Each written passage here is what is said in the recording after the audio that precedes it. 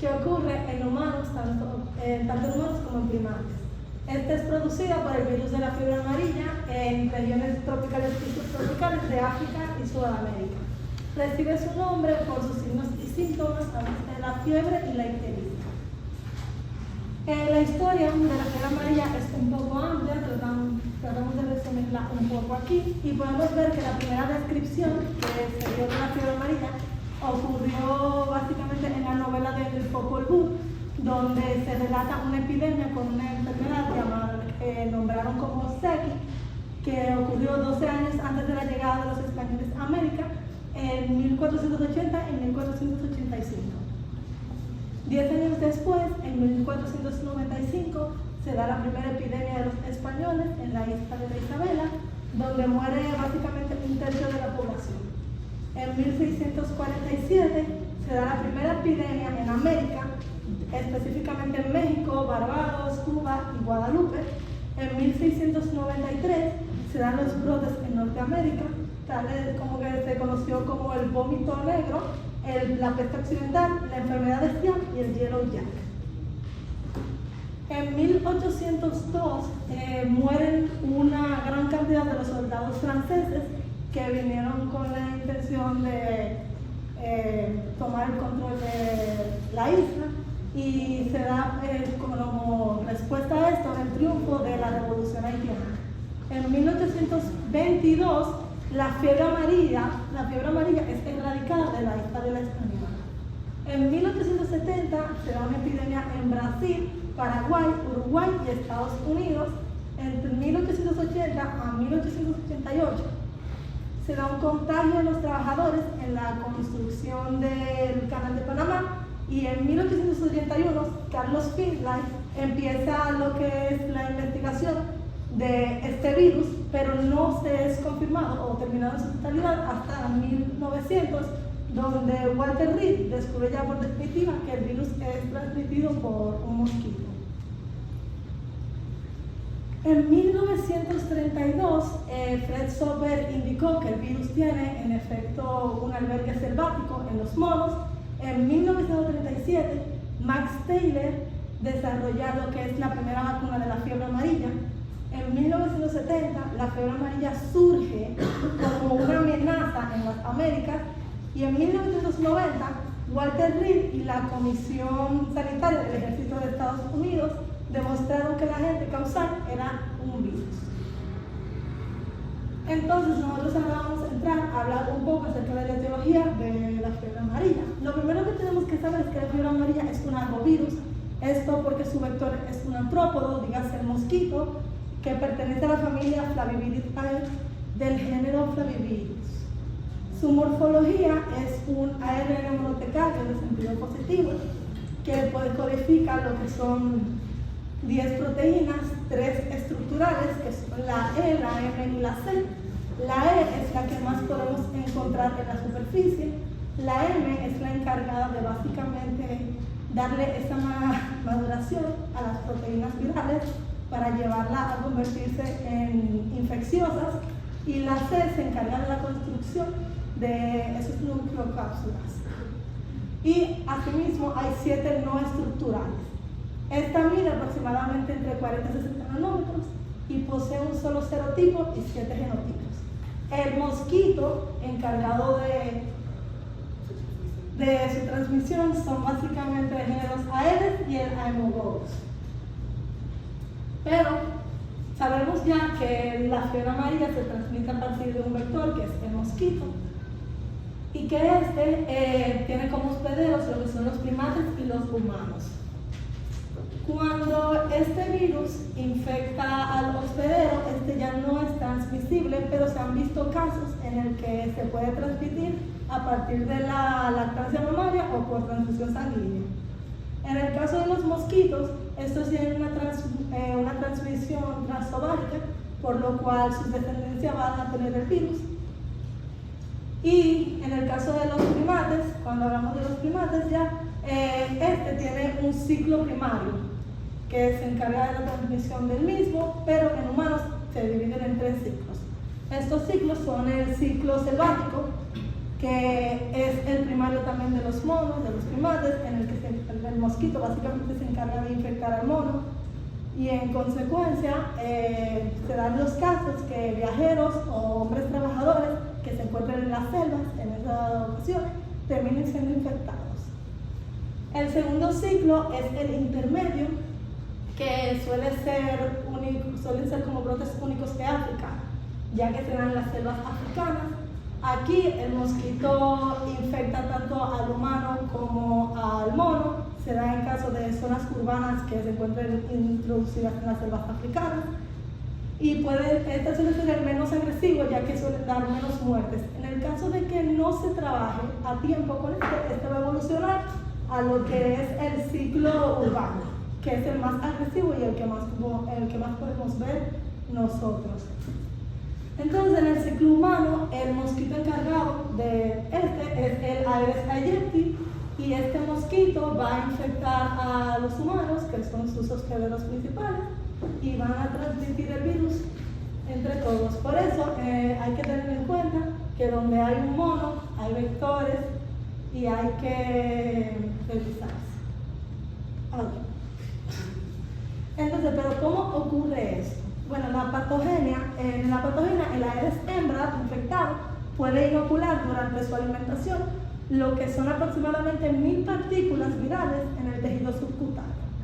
La replicación viral se va a iniciar en este sitio de inoculación y se va a diseminar a través de los vasos linfáticos a linfómenos regionales, donde se va a replicar especialmente en monocitos y macrófagos, a veces también de células dendríticas.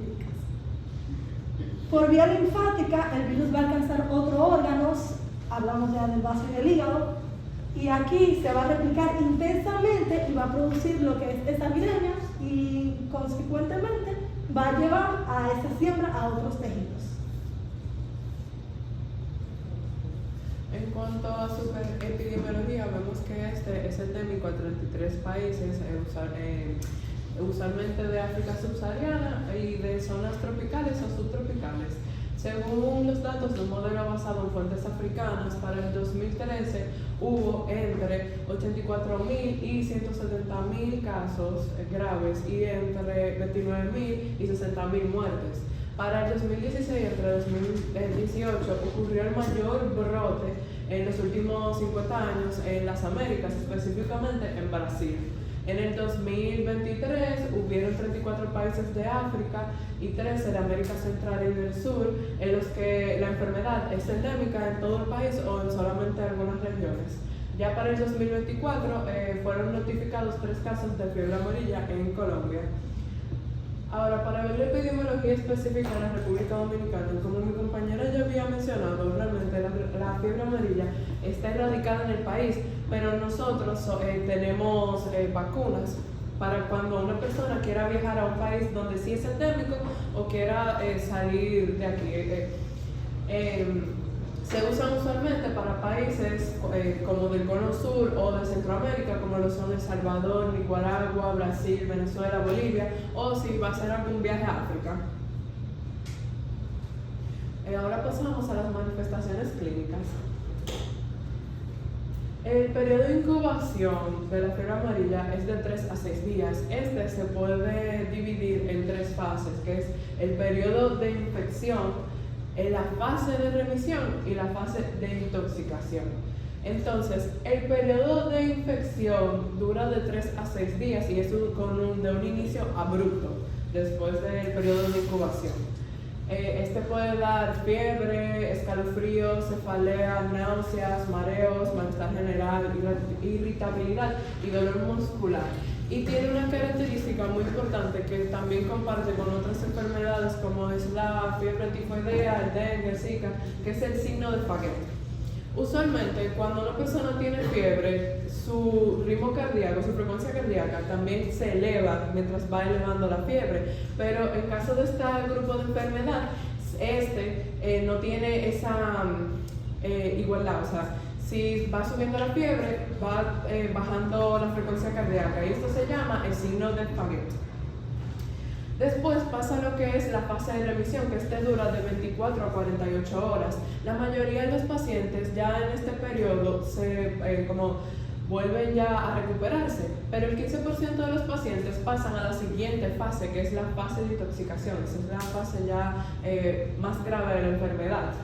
Este aparece de 3 a 7 días y reaparecen los síntomas, también agregándose ictericia, vómito con sangre o vómito con gránulos de café, que por eso se le daba el nombre de el vómito negro, porque este afecta a los trombocitos, que especialmente en la mucosa del estómago, haciendo que haya hemorragia interna en el estómago. Esa sangre se queda ahí por un tiempo, se vuelve marrón y cuando es vomitada se ven como gránulos de café.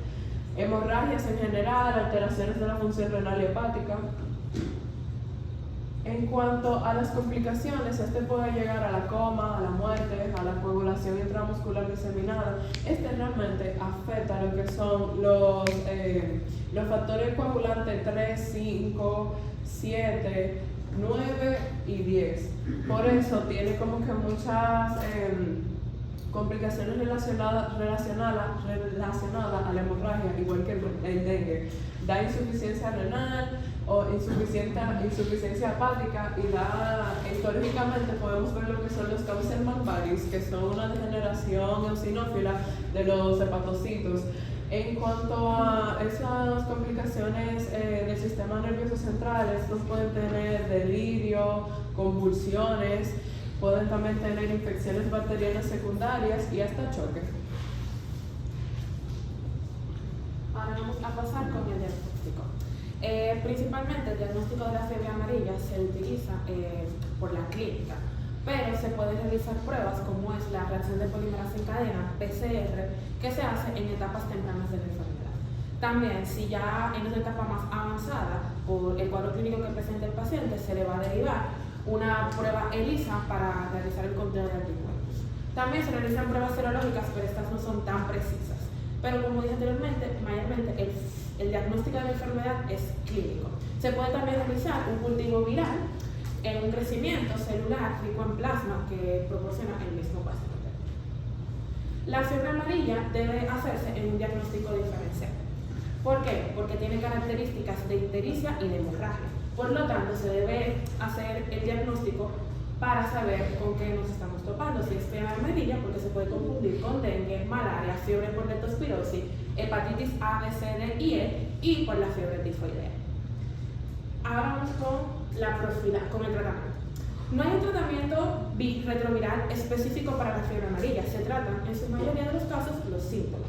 Dependiendo el cuadro clínico, dígase que si es un cuadro clínico leve, el paciente es derivado a su casa con reposo e hidratación.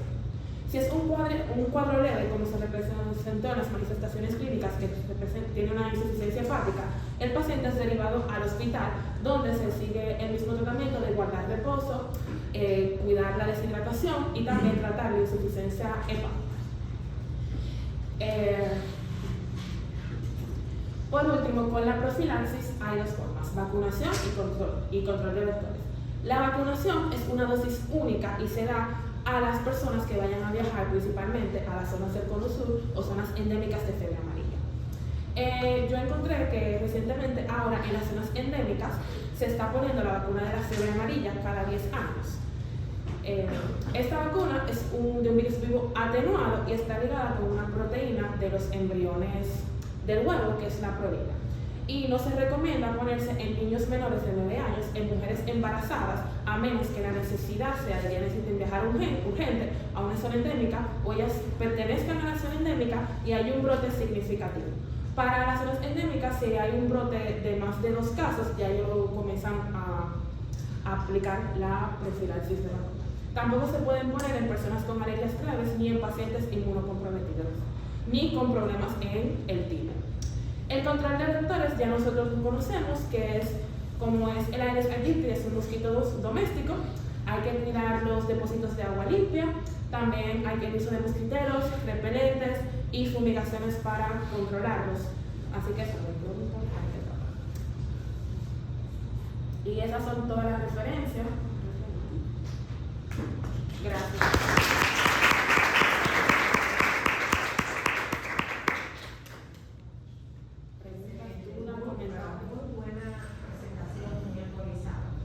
Eso sí, que iban como 3 cajas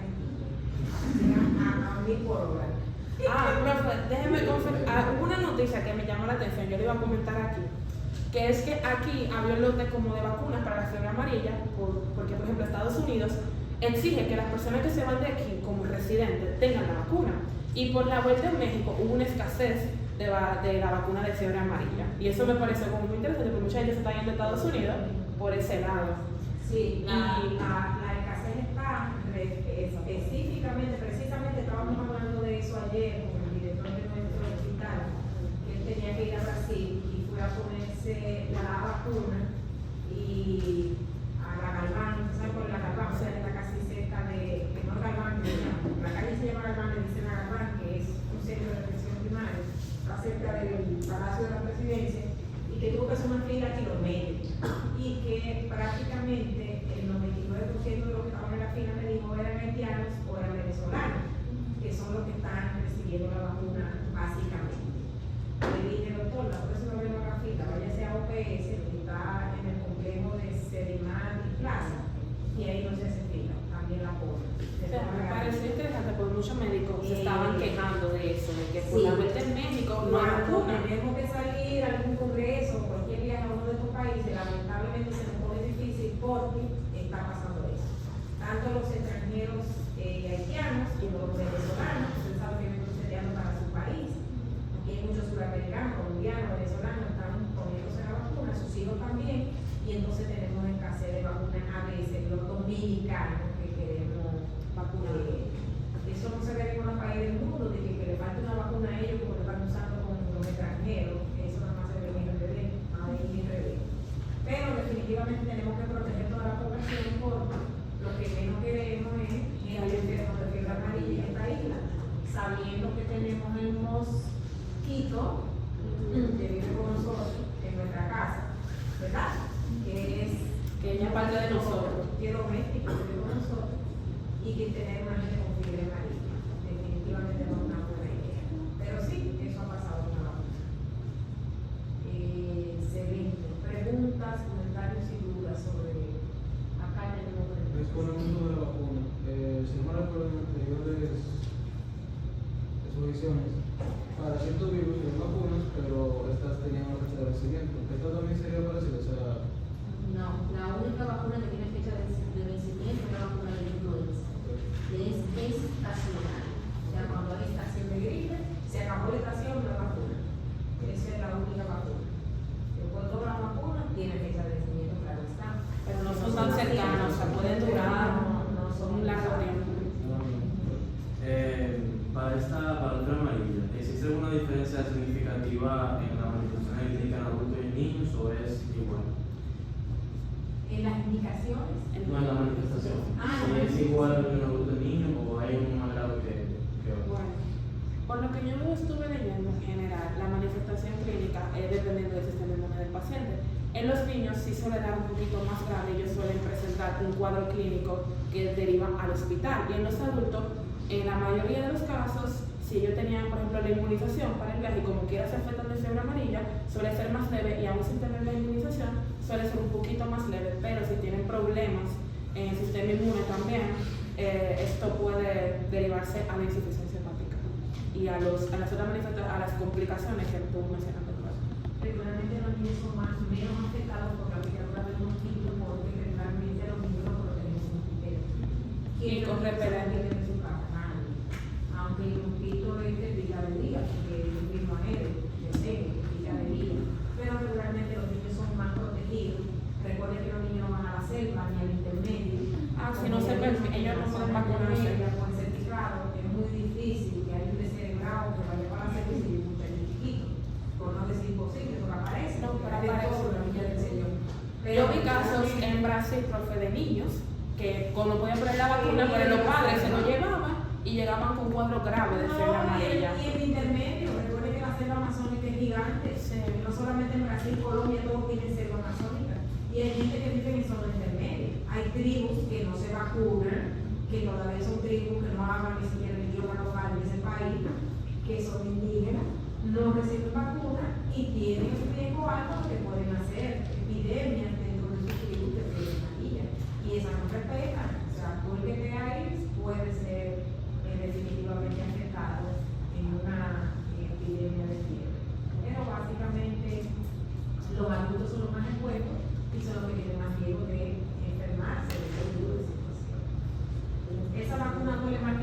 chip.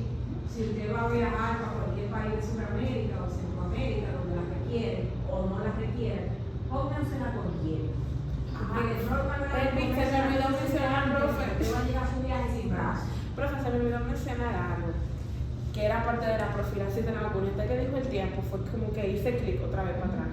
Es que la vacuna se debe poner con mínimo 10 días de antelación del viaje para que el paciente cree los anticuerpos, y eso pasa en el del 80 al 95% de los pacientes. Lo que más recomendaban era ponérsela un mes antes del viaje para tener una inmunidad, aunque sea del 99%. Sí, porque se la pone 10 días antes, créanme que no va a disfrutar el viaje. Porque es una de las vacunitas que tiene más efectos secundarios. Bueno, ustedes cuando se ponen la DT, que pasan aproximadamente 21 días con un brazo inmóvil, de no Y se la